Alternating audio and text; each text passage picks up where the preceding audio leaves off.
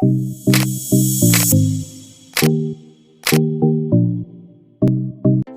Assalamualaikum warahmatullahi wabarakatuh. Ketemu lagi dengan saya di channel Vlog Berita. Oke teman-teman, hari ini tuh ada kabar berita dengan judul Masih kenal Dimas Kanjeng taat pribadi. Manusia yang bisa gandakan uang alami nasib memiriskan. Siapa yang tak kenal dengan Dimas Kanjeng taat pribadi? Dimas Kanjeng taat pribadi mengenalkan diri sebagai raja baru di Nusantara ini, yang penobatannya berlangsung meriah dengan dihadiri sejumlah raja-raja di Indonesia. Entah dari garis keturunan raja yang mana, ia dinobatkan dirinya sebagai raja di Probolinggo, Jawa Timur. Uangnya banyak, entah dari mana dikumpulkan. Rumah Kanjeng Dimas taat pribadi juga mewah, menempati lahan seluas 2 kali lapangan sepak bola. Dilansir dari manado.tribunnews.com, anggota atau santri di padepokannya juga ratusan orang berasal dari berbagai daerah di Indonesia. Mereka anggota dari santri sudah menyetor sejumlah uang di padepokan Kanjeng Dimas taat pribadi untuk digandakan. Sejumlah kasus penipuan dan pembunuhan Dimas Kanjeng taat pribadi telah sampai pada pembacaan vonis hakim. Dimas Kanjeng taat pribadi mendekam di Lapas Porong Sidoarjo karena 4 dakwaan, mulai dari pembunuhan hingga penipuan penggandaan uang. Sosok Dimas Kanjeng dihukum lebih dari 20 tahun karena perbuatannya. Dimas Kanjeng taat pribadi sudah 3 tahun lebih menjalani hukumannya. Total hukuman penjara hasil vonis hakim 21 tahun penjara. Secara kumulatif, Dimas Kanjeng divonis 21 tahun penjara dalam 3 perkara yang menjeratnya. Untuk perkara penipuan uang 10 miliar rupiah, majelis hakim memvonis nihil alias tanpa hukuman. Penggugat dalam kasus ini adalah Hazah Najemiah dari Makassar, Sulawesi Selatan.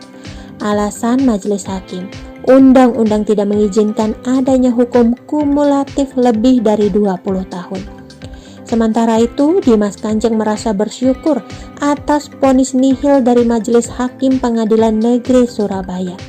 Berikut sejumlah fakta di balik kasus Kanjeng Dimas pribadi. Penipuan uang 10 miliar rupiah, Kanjeng Dimas divonis nihil. Dalam perkara penipuan 10 miliar rupiah, Majelis Hakim Ane Rusiana menyebut terdakwa Dimas Kanjeng secara sah dan meyakinkan telah melakukan tindakan pidana sesuai pasal 378 KUHP tentang penipuan. Vonis tersebut telah sesuai dengan dakwaan jaksa.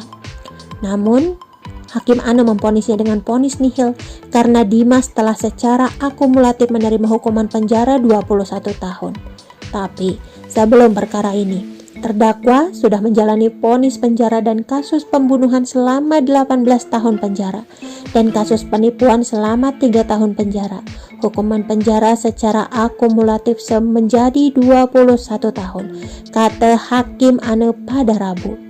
Alasan hakim memberi vonis nihil kepada Dimas Kanjeng, selain perkara penipuan 10 miliar rupiah. Tahun lalu, Dimas Kanjeng divonis 18 tahun penjara atas perkara pembunuhan terhadap Abdul Ghani, anak buahnya, di Pengadilan Negeri Probolinggo plus tambahan 2 tahun penjara atas perkara penipuan. Berdasarkan hal tersebut, Majelis Hakim Pengadilan Negeri Surabaya memberi vonis nihil kepada Dimas Kanjeng. Menurut Ketua Majelis Hakim Ane, hal tersebut sesuai undang-undang yang melarang memberikan hukuman secara kumulatif melebihi 20 tahun. Sementara itu, Dimas Kanjeng merasa bersyukur hakim memberi vonis nihil kepadanya. Alhamdulillah kita hormati putusan hakim, kata Dimas Kanjeng. Jaksa Penuntut Umum atau JPU Rahmat Hari Basuki langsung menyatakan banding atas vonis Majelis Hakim Pengadilan Negeri Surabaya terhadap perkara penipuan dengan terdakwa Dimas Kanjeng taat pribadi yang dibacakan pada Rabu 5 Desember 2018 lalu. Kami pasti akan banding karena tuntutan kami 4 tahun penjara, kata Rahmat di Pengadilan Negeri Surabaya. Rahmat menghormati putusan hakim yang mengacu pada hukuman positif.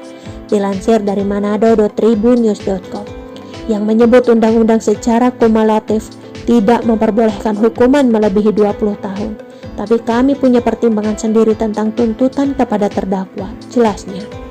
Seperti diketahui 21 November lalu, Dimas Kanjeng taat pribadi dituntut jaksa 4 tahun penjara.